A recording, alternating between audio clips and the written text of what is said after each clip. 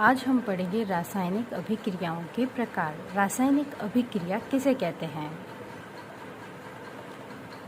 Types of chemical reactions. रासायनिक अभिक्रिया वह अभिक्रिया है जिसमें यौगिकों के मध्य पुराने बंध टूटते हैं तथा नए बंध बनते हैं, उन्हें रासायनिक अभिक्रिया कहा जाता है। मतलब कि यौगिकों के अंदर जो पुराने बॉन्ड है परमाणु के मध्य, वह तो टूटेंगे और नए परमाणुओं के बीच में बंध बनते हैं। अभिक्रिया के दौरान न तो कोई नया परमाणु उसमें जुड़ता है और ना ही उसमें से हटता है। संयोजन या संयुग्मन अभिक्रिया। संयोजन का मतलब क्या होता है? जुड़ना। और युग्मन का मतलब होता है दो। तो युग्म दो का आपस में जुड़ना। तो संयोजन अभिक्रिया के अंदर दो या दो से अधिक यौगिक परमाणु आपस में जुड़ते हैं और एकल नए उत्पाद का निर्माण करते हैं, उसे संयोजन अभिक्रिया कहा जाता है।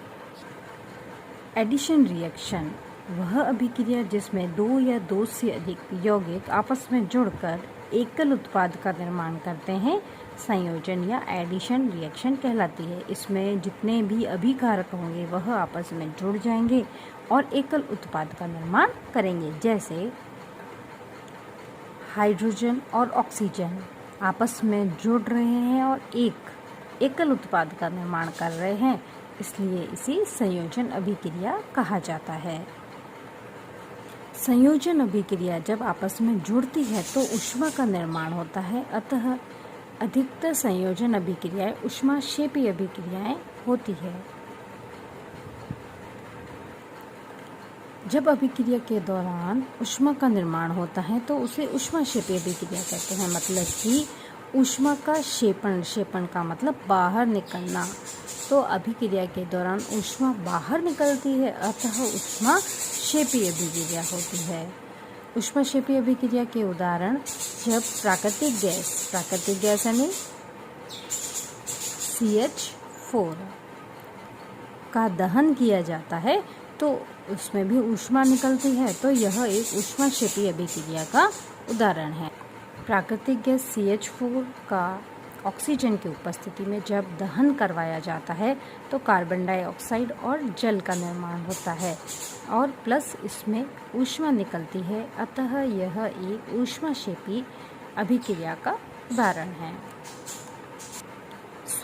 श्वसन में भी हम जब भोजन करते हैं और हम ऑक्सीजन सांस के द्वारा लेते हैं, उन दोनों का ऑक्सीजन की उपस्थिति में भोजन का दहन होता है और ऊर्जा का निर्माण होता है, अतः श्वसन भी एक ऊष्माक्षेपी अभिक्रिया का उदाहरण है। ग्लूकोज जो अपन भोजन कर रहे हैं वह पाचन होने के पश्चात सरलतम ग्लूकोज में टूट जाता है और ऑक्सीजन की उपस्थिति में कार्बन डाइऑक्साइड, जल व ऊष्मा का निर्माण होता है, अतः श्वसन एक ऊष्माक्षेपी का उदाहरण है। अब अगर हम इनका संतुलन देखें तो यह संतुलन क्या होता है कि तीर के इधर के साइड परमाणुओं की संख्या और इधर परमाणुओं की संख्या हमेशा समान होती है, क्योंकि अभिक्रिया के दौरान तत्वों का ना तो निर्माण होता है ना ही वह बाहर नष्ट होते हैं। नए तत्व बनते हैं और ना ही इसमें सिर्फ कुछ के बॉन्ड टूटेंगे और कुछ नए बॉन्ड बनेंगे। तो इसमें इधर एक कार्बन है, इधर भी एक कार्बन है, इधर 4 हाइड्रोजन है और इधर 2 हाइड्रोजन है, अतः हमको यहाँ पर 4 हाइड्रोजन करने पड़ेंगे। 2 × 2 हो गए 4 हाइड्रोजन। अब हमारे पास में इधर ऑक्सीजन की संख्या है 2 और 2 4, तो हम इधर भी कितना पकड़ना पड़ेगा? हमें इसकी संख्या 4 करनी पड़ेगी। और अब हमारे पास में संतुलन हो चुका है। कार्बन दोनों तरफ 1 है, हाइड्रोजन दोनों तरफ, इधर भी 4 है, इधर भी 4 है, ऑक्सीजन इधर भी 4 है और इधर भी 2 ये और 2 ये 4 उपस्थित हैं। इस प्रकार से अभिक्रिया का संतुलन होता है। अगर हम श्वसन अभिक्रिया का संतुलन देखें तो यहाँ पर कार्बन की संख्या है 6, यहाँ पर कार्बन की संख्या है 1, तो हमें यहाँ पर कितना करना पड़ेगा? 6 का हो गए। अब हमारे पास में इधर है हाइड्रोजन 12 और इधर हमारे पास में हाइड्रोजन है 2, तो हमें इधर भी कितना करना पड़ेगा, 12 करना पड़ेगा। अब हमारे पास अब हम इसका संतुलन देखते हैं। कार्बन की संख्या 6, कार्बन की संख्या 6, हाइड्रोजन 12 है, इधर भी 6 × 2 12 हो गए। इधर ऑक्सीजन है 6 + 2 8, और इधर हमारे पास में है 6 × 2 12 + 6 18, तो हमें इधर भी कितना करना पड़ेगा, 18। तो 6 इधर है और उसके बाद में हमें चाहिए 12, तो 12 हम इसको यहाँ पर 6 से मल्टीप्लाई करके बना सकते हैं। तो इस प्रकार से हमारी यह भी अभिक्रिया संतुलित हो गई है। C6H12O6 + 6O2 = 6CO2 + 6H2O, और ऊष्मा निकलती है, अतः यह एक ऊष्माक्षेपी अभिक्रिया का उदाहरण है। वियोजन या अपघटन अभिक्रिया, डिसोसिएशन शब्द से ही बिल्कुल क्लियर है। वियोजन का मतलब होता है टूटना, या अपघटन का मतलब भी होता है टूटना। तो यहाँ पर जो एक यौगिक है वह टूटकर 2 उत्पाद बनाता है। जैसे यहाँ पर 2 मिलकर 1 बना रहे हैं, यहाँ पर 1 टूटकर 2 बनाएंगे। जैसे यहाँ पर बुझा हुआ चूना कैल्शियम कार्बोनेट टूटकर कैल्शियम ऑक्साइड में तथा कार्बन डाइऑक्साइड में टूट जाता है, तो हम इसे अपघटन या वियोजन अभिक्रिया कहते हैं। जब अभिक्रिया में एकल यौगिक टूटकर 2 या 2 से अधिक उत्पाद बनाता है तो उसे वियोजन अभिक्रिया कहते हैं। जैसे इसमें कैल्शियम कार्बोनेट मिलकर कैल्शियम ऑक्साइड और कार्बन डाइऑक्साइड बना रहा है, तो हम इसे वियोजन अभिक्रिया कहते हैं। वियोजन अभिक्रिया के प्रकार, पहला है ऊष्मीय अपघटन। जब किसी अभिक्रिया में ऊष्मा दी जाती है और उसका अपघटन होता है तो हम उसे ऊष्मीय अपघटन कहते हैं। ऊष्मा के द्वारा अपघटन, जैसे यहाँ पर कैल्शियम कार्बोनेट, जब हम इसको ऊष्मा देते हैं तो यह कैल्शियम ऑक्साइड और कार्बन डाइऑक्साइड में टूट जाता है, तो अतः यह एक ऊष्मीय अपघटन है।